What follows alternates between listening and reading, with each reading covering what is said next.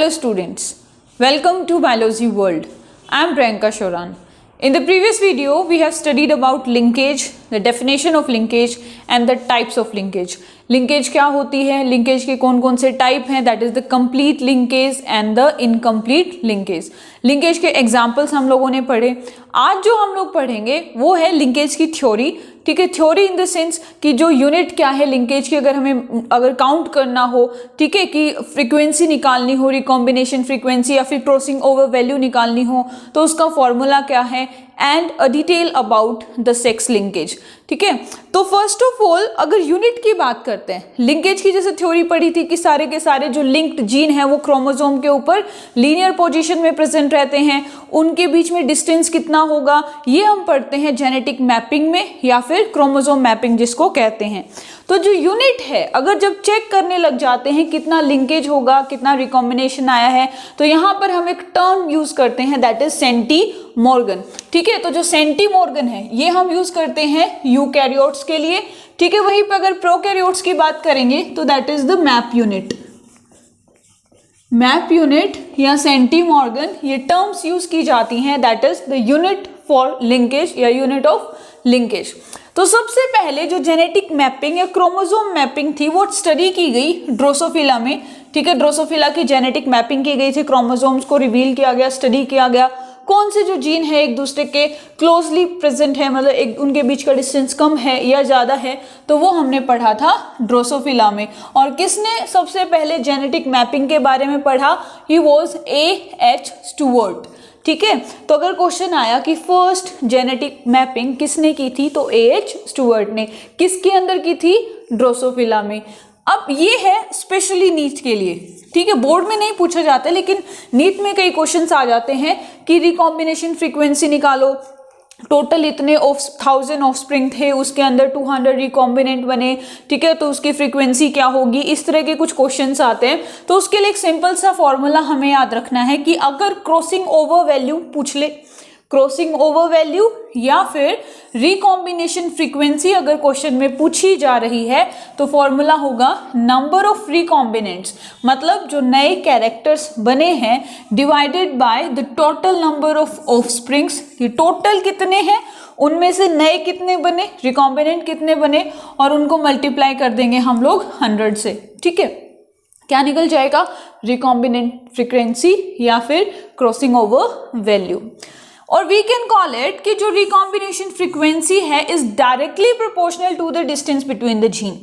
अगर डिस्टेंस क्या है, ज्यादा है, तो रिकॉम्बिनेशन फ्रीक्वेंसी भी ज्यादा होगी, और डिस्टेंस अगर कम है तो रिकॉम्बिनेशन फ्रीक्वेंसी भी कम होगी. या फिर ऐसा दे दिया क्वेश्चन कि एक कोई भी ऑर्गेनिजम्स है उनके अंदर क्या है 5% रिकॉम्बिनेशन फ्रीक्वेंसी है, तो डिस्टेंस हम अपने आप लिख देंगे. ठीक है, अगर 5%, 10%, 15% जो भी रिकॉम्बिनेशन फ्रीक्वेंसी दे रखी है तो उसका क्या हो जाएगा, that is the 5 map unit distance जो होगा. या फिर अगर 10% रिकॉम्बिनेशन फ्रीक्वेंसी लिख रखी है तो हम लिख देंगे कि डिस्टेंस जीन्स में कितना हो जाएगा, 10 मैप यूनिट हो जाएगा. तो इस तरह के क्वेश्चंस भी क्या हैं, यूजुअली पूछे जाते हैं. अगर पूछ ले आपसे कि 15% रिकॉम्बिनेशन फ्रीक्वेंसी है तो तुम जीन्स के बीच में डिस्टेंस निकालो. ठीक है, तो वहाँ पे अगर जितनी भी परसेंटेज रिकॉम्बिनेशन फ्रीक्वेंसी की दे रखी हो वो लिख देना, बस उसके आगे लिख देना नंबर लिख के मैप यूनिट. ठीक है, अब मेंडल ने जो एक कैरेक्टर्स लिए थे, 7 कैरेक्टर्स लिए थे, 14 वेराइटीज ली थी, जो क्या है अपने आप को इंडिपेंडेंटली एक्सप्रेस कर रहे थे. जब उन सारे कैरेक्टर्स को पी के बारे में दोबारा से जब स्टडी किया गया, जब उन जीन्स को देखा गया कि भाई इनके बीच में क्या डिस्टेंस कम था, ज़्यादा था, कैसे इन्होंने क्या है एक दूसरे के जो एक्सप्रेशन को इफेक्ट नहीं किया, तो क्या कारण मिला कि सारे के सारे बहुत दूर प्रेजेंट थे, उनके बीच में जो डिस्टेंस था वो ज़्यादा था, इसीलिए उनके बीच में लिंकेज नहीं हुई. लेकिन मेंडल ने 2 कैरेक्टर्स का क्या है क्रॉस नहीं करवाया, that was the pod shape and the plant height. Pod shape का मतलब इन्फ्लेटेड है या कंस्ट्रिक्टेड है, जो मटर का छिलका होता है, ठीक है, पोड उसको बोलते हैं. तो उसमें दो वैरायटी थी, inflated, constricted, plant height that is toll and dwarf. तो अगर मेंडल इन दोनों कैरेक्टर्स को कंसीडर करता, पोड शेप और प्लांट हाइट को, तो मेंडल का लॉ आज शायद पॉसिबल नहीं होता। क्यों? क्योंकि इनके बीच में क्या है, जो डिस्टेंस है वो बहुत कम है। किसके बीच में? पोड की शेप में और प्लांट की हाइट में। और अगर इन दोनों कैरेक्टर्स को लिया होता तो आज लॉ ऑफ इंडिपेंडेंट असॉर्टमेंट शायद आता ही नहीं। ठीक है, तो अगर क्वेश्चन आ जाए कि मेंडल का जो एक्सपेरिमेंट था उसमें वो कौन से दो कैरेक्टर्स हैं, अगर मेंडल ने उनके बीच में क्रॉसिंग करवाई होती तो वो एक साथ इनहेरिट होते, तो वो दो कैरेक्टर्स हैं pod shape and the plant height. ठीक है, तो इसमें दो चीजें इंपॉर्टेंट है नीट के लिए। एक तो हो गया भाई रिकॉम्बिनेशन फ्रीक्वेंसी, और वी कैन कॉल इट कि जो नेक्स्ट इसी का पार्ट है कि डिस्टेंस कैसे निकालेंगे रिकॉम्बिनेशन फ्रीक्वेंसी से। और दूसरा क्या है कि मेंडल का जो एक्सेप्शन हम कह सकते हैं कि मेंडल ने अगर इनके बीच में क्रॉस करवाया होता तो लिंकेज होती। ठीक है, मतलब ये दोनों एक साथ इनहेरिट होते। Next is the sex linkage. Sex linkage का मतलब है कि जो हमारे सोमैटिक कैरेक्टर्स हैं, सोमैटिक या वेजिटेटिव कैरेक्टर्स, अगर एक्स क्रोमोसोम या वाई क्रोमोसोम, जिनको हम सेक्स क्रोमोसोम्स कहते हैं, ठीक है, एलोसोम्स जिनको कहते हैं, दो तरह के क्रोमोसोम्स होते हैं, ऑटोसोम्स एंड द एलोसोम्स। ठीक है, तो एलोसोम में क्या आता है, एक्स एक्स या X Y, they are also known as the sex chromosome. तो जो सोमैटिक और वेजिटेटिव कैरेक्टर्स हैं, अगर वो सेक्स क्रोमोसोम के ऊपर प्रेजेंट हैं तो उस क्रोमोसोम की वो जीन, ठीक है, उस क्रोमोसोम की वो जीन जो इन कैरेक्टर्स की इंफॉर्मेशन कैरी कर रही है, वो जीन कहलाएगी सेक्स लिंक्ड जीन। क्या कहलाएगी? Sex linked gene. और इस प्रोसेस को हम कहेंगे सेक्स लिंकेज। तो अब देखो दो क्रोमोसोम है, मेन तो दो है, एक्स और वाई, एक्स और वाई। तो हम पढ़ेंगे कि सेक्स लिंकेज दो तरह की होती है, X linkage and the Y linkage. X linkage में क्या होगा कि जो कैरेक्टर्स हैं वो एक्स क्रोमोसोम पे प्रेजेंट है, और ये जो एक्स क्रोमोसोम ये तो दोनों में होता है ना, मेल में भी होता है तो और फीमेल में भी होता है, X X and X Y. तो जो एक्स लिंकेज के जो एग्जाम्पल्स हैं, ठीक है, हीमोफीलिया है, कलर ब्लाइंडनेस है, तो वो दोनों मेल और फीमेल में पाए जाते हैं। ठीक है, वो मेल में भी हो सकते हैं, फीमेल में भी हो सकते हैं। Next is the Y linkage. Y किस में होता है? सिर्फ मेल में, फाउंड ओनली इन मेल। ठीक है, और कुछ ऐसे कैरेक्टर्स जो सिर्फ और सिर्फ मेल में पाए जाते हैं, उन कैरेक्टर्स को कहते हैं हॉलैंड्रिक कैरेक्टर्स। एक टर्म यूज की जाती है हॉलैंड्रिक, दैट इज जो सिर्फ और सिर्फ मेल में प्रेजेंट हो। तो यहाँ पे वाई लिंकेज का मतलब है कि जो वो सोमैटिक कैरेक्टर्स और वेजिटेटिव कैरेक्टर्स हैं वो वाई क्रोमोसोम पे प्रेजेंट है, तो उन कैरेक्टर्स को हम कहेंगे हॉलैंड्रिक कैरेक्टर्स। और वो जीन्स जो उन कैरेक्टर्स को कैरी कर रही है, जो सिर्फ मेल में पाए जाते हैं, they are known as holandric genes. Example, the excessive hairs on pinna. Example क्या है? एक्सेसिव हेयर ग्रोथ, या we can call it simple hairs on pinna. ठीक है, आई जो हमारा ईयर है, ईयर का जो एक्सटर्नल पार्ट है दैट इज पिन्ना, इसके ऊपर एक्सेसिव हेयर ग्रोथ जो सिर्फ मेल में पाई जाती है, और उसके लिए हम बायोलॉजिकल टर्म यूज करते हैं हाइपर ट्राइकोसिस। ठीक है, हाइपर ट्राइकोसिस। तो ये क्या है? एक हॉलैंड्रिक कैरेक्टर है जो सिर्फ और सिर्फ मेल में पाया जाता है। यहाँ पर भी एक क्वेश्चन बन सकता है कि वो कैरेक्टर्स जो सिर्फ मेल में पाए जाते हैं उनको क्या कहते हैं, किस टाइप के कैरेक्टर्स होते हैं? So they are the holandric characters. Next is the X linkage, जो एक्स क्रोमोसोम पे प्रेजेंट रहती है, मेल और फीमेल दोनों में हो सकती है। ठीक है, example that is the I colour in Drosophila, haemophilia and colour blindness. ठीक है, इन्हीं एग्जाम्पल्स को, हीमोफीलिया, कलर ब्लाइंडनेस को हम आगे जो पेडिग्री एनालिसिस करेंगे कि पूरा फैमिली का जो चार्ट होता है, जो आगे आगे जो डिजीज है वो इनहेरिट होती रहती है, हमें स्टडी करना पड़ता है पूरी फैमिली चार्ट में, वो पेडिग्री एनालिसिस कहलाता है। ठीक है, फैमिली ट्री जिसको हम लोग कह सकते हैं। तो यहाँ पे आज तो हम सिर्फ हीमोफीलिया को ही कवर करेंगे बिकॉज दोनों ही इंपॉर्टेंट डिजीज है, कलर ब्लाइंडनेस भी और हीमोफीलिया। तो कलर ब्लाइंडनेस को नेक्स्ट वीडियो में पढ़ेंगे, आज हम करते हैं हीमोफीलिया। और हीमोफीलिया से भी काफी क्वेश्चंस आते हैं।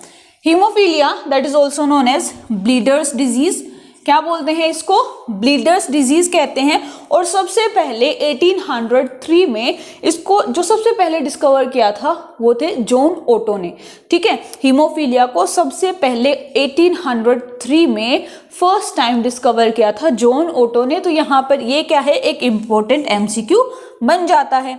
रिसेसिव है, रिसेसिव का मतलब जब दोनों, जैसे XX क्रोमोसोम की बात करेंगे तो X क्रोमोसोम के ऊपर जीन प्रेजेंट है, लेकिन जब होमोजाइगस कंडीशन आएगी XX और दोनों के ऊपर ही अगर जीन प्रेजेंट होगी तभी अपने आप को एक्सप्रेस कर पाएगा, दैट इज रिसेसिव। अगर हम कहते हैं कि डोमिनेंट है, X है लेकिन X लिंकेज है लेकिन डोमिनेंट है, मतलब एक X के ऊपर जीन प्रेजेंट होगी तो उस फीमेल में उस ट्रेट का कैरेक्टर, जो ट्रेट है वो अपने आप को एक्सप्रेस करेगा।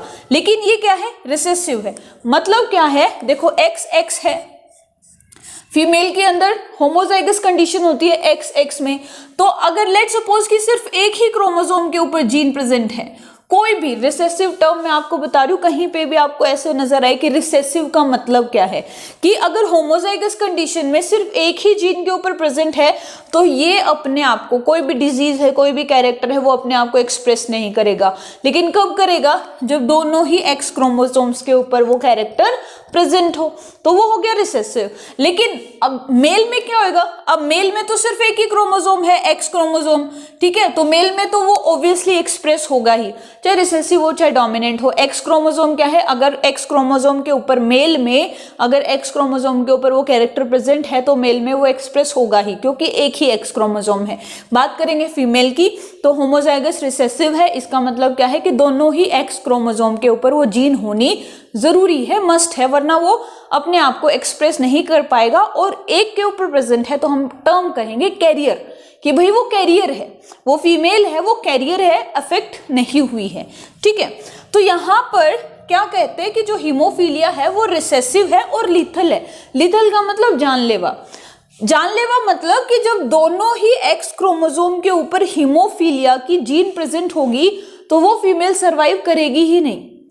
तो हमें हीमोफीलिया में सिर्फ और सिर्फ जो मेल ही ऐसे दिखते हैं जो अफेक्टेड होते हैं, फीमेल्स तो होती ही नहीं है। क्यों, क्योंकि अगर एम्ब्रियो स्टेज में XX आया, उसके ऊपर दोनों के ऊपर क्या थी, हीमोफीलिया की जीन थी, तो वो वहीं मर जाएगी, वो सर्वाइव ही नहीं करेगी। इसीलिए हीमोफिलिक फीमेल्स हमें नजर नहीं आती है, बिकॉज वो सर्वाइव नहीं करती। जीन क्या है, लीथल है होमोजाइगस कंडीशन में, इसीलिए सिर्फ और सिर्फ मेल हीमोफिलिक ही नजर आते हैं। तो अब रिसेसिव का मतलब समझ में आ गया कि दोनों X क्रोमोसोम पे प्रेजेंट हो तभी क्या है, वो अपने आप को एक्सप्रेस करेगा। लीथल का मतलब लीथल टर्म यूज करते हैं हम लोग जानलेवा के लिए, जो फैटल होती है, जो किसी की डेथ कॉज कर सकती है, वो कहलाती है लीथल। चाहे कोई डिजीज के सामने लिखा हो लीथल, मतलब ये इससे अगर ये किसी में हो गई तो उसकी डेथ होनी होनी है। अब हीमोफीलिया की जीनोटाइप्स क्या है, मतलब जेनेटिक एक्सप्रेशन किस किस कंडीशन में हम इसको देख सकते हैं। पहला है, अगर एक X क्रोमोसोम के ऊपर हीमोफीलिया की जीन प्रेजेंट हो, एक ही X क्रोमोसोम पे, ठीक है, इसका मतलब कि यहाँ तो रिसेसिव है तो वो फीमेल क्या हो जाएगी, कैरियर हो जाएगी। अगर दोनों के ऊपर प्रेजेंट हो गया तो that female will be affected. अब हमें पता है कि लीथल है तो ये तो सर्वाइव ही नहीं कर पाएगा। और अगर मेल में एक अगर X क्रोमोसोम के ऊपर हीमोफीलिया की जीन है तो वो मेल हो जाएगा अफेक्टेड। ठीक है, समझ में आया ये। चलो नेक्स्ट है, 3 तरह की हीमोफीलिया होती है। अब मैंने कहा था कि हीमोफीलिया से बहुत सारे क्वेश्चन बनते हैं, तो देखो 2-3 MCQ तो यहीं बन गए कि कैसी होती है, कैसा इसका इनहेरिटेंस कैसा है, इसका जीनोटाइप क्या होगा, अफेक्टेड मेल का, अफेक्टेड फीमेल का, कैरियर फीमेल का, किसने डिस्कवर किया था, इसको क्या बोलते हैं। अब एक जो MCQ बनता है वो टाइप से बनता है। तो 3 तरह के हीमोफीलिया होते हैं। हीमोफीलिया, अच्छा ये तो मैंने तुम्हें बताया नहीं कि हीमोफीलिया होता क्या है। हीमोफीलिया का मतलब है कि अगर कोई भी पर्सन है, ठीक है, हमारी बॉडी में जब हमें कट लग जाता है, खून आने लग जाता है, तो वो अपने आप थोड़ी देर में क्लोट हो जाता है, ब्लड क्लोट हो जाता है ना, जम जाता है खून। लेकिन कुछ ऐसे पर्सन होते हैं जिनमें क्या हो जाता है कि अगर कट लग जाता है ना तो वो कंटिन्यू क्या है, बहता रहता है। लीथल मतलब उसकी डेथ भी हो सकती है। तो आजकल तो वैसे रिकॉम्बिनेंट DNA टेक्नोलॉजी से क्या करते हैं, हीमोफीलिया अब किसके कारण होता है, ब्लड क्लोटिंग फैक्टर्स की कमी के कारण होता है। तो अगर पता चल जाए कि भाई पूरी फैमिली चार्ट पढ़ लेते हैं कि ये सारे के सारे हीमोफिलिक हैं, तो इनको इंजेक्शंस लग जाते हैं। वो इंजेक्शंस मतलब हम लोग ब्लड क्लोटिंग फैक्टर्स को बनाने वाली जीन को इंसर्ट कर देते जाइगोट में, एम्ब्रियो में, तो उसको इतनी प्रॉब्लम नहीं रहती है। अदरवाइज बाद में भी क्या है ब्लड क्लोटिंग फैक्टर्स के इंजेक्शंस लग जाता है जिससे क्या है ब्लड क्लोट हो जाता है। तो अभी नॉर्मल ये तो सिर्फ वही करवा सकते हैं जिनके पास काफी पैसा हो। जो नॉर्मल गरीब बेचारे ऐसे लोग हैं जो नहीं अफोर्ड कर पाते, तो उनमें अगर कट लग जाएगा तो खून बहता रहेगा और उनकी डेथ हो जाएगी। ये होता है हीमोफीलिया। कलर ब्लाइंडनेस होता है, मतलब उनको पर्टिकुलर कोई कलर है वो नजर ही नहीं आता, जैसे रेड, ब्लू, ग्रीन इस तरह के ना कलर्स होते हैं, तो वो उन कलर्स में डिफ्रेंशिएट ही नहीं कर सकते, वो होती है कलर ब्लाइंडनेस। ठीक है, तो अब देखो 3 तरह की हीमोफीलिया होती है, हीमोफीलिया ए, हीमोफीलिया बी और हीमोफीलिया सी। तो हीमोफीलिया ए होती है फैक्टर नंबर 8 की कमी से। टोटल 12 फैक्टर्स होते हैं। ठीक है, टोटल कितने होते हैं? 12 ब्लड क्लोटिंग फैक्टर्स होते हैं जो ब्लड को क्लोट करने में हेल्प करते हैं। तो अगर blood clotting factor number 8 absent है, और ये कौन सा होता है? Anti hemophilic globulin. अगर ये प्रेजेंट नहीं है, एब्सेंट है तो होगी हीमोफीलिया ए। ठीक है, अगर blood clotting factor number 9 absent है, कमी है उसकी, तो होगी हीमोफीलिया बी, जिसको क्रिसमस डिजीज भी कहते हैं। और factor number 9 is plasma thromboplastin component. Haemophilia C जो फैक्टर नंबर 11 की कमी से होती है, that is plasma thromboplastin antecedent. ठीक है, तो ये क्या है? These are the 3 type of haemophilia. तो आज हमने क्या पढ़ा? सेक्स लिंकेज पढ़ी, एक्स लिंकेज के एग्जाम्पल्स पढ़े, उसमें एक इंपॉर्टेंट पढ़ा दैट वाज हीमोफीलिया। एक रह गया इंपॉर्टेंट है, वो क्या है? कलर ब्लाइंडनेस, जो कि हम पढ़ेंगे नेक्स्ट वीडियो में। सो आज के लिए सिर्फ इतना ही। If you like my video then please share and subscribe my channel. Thank you.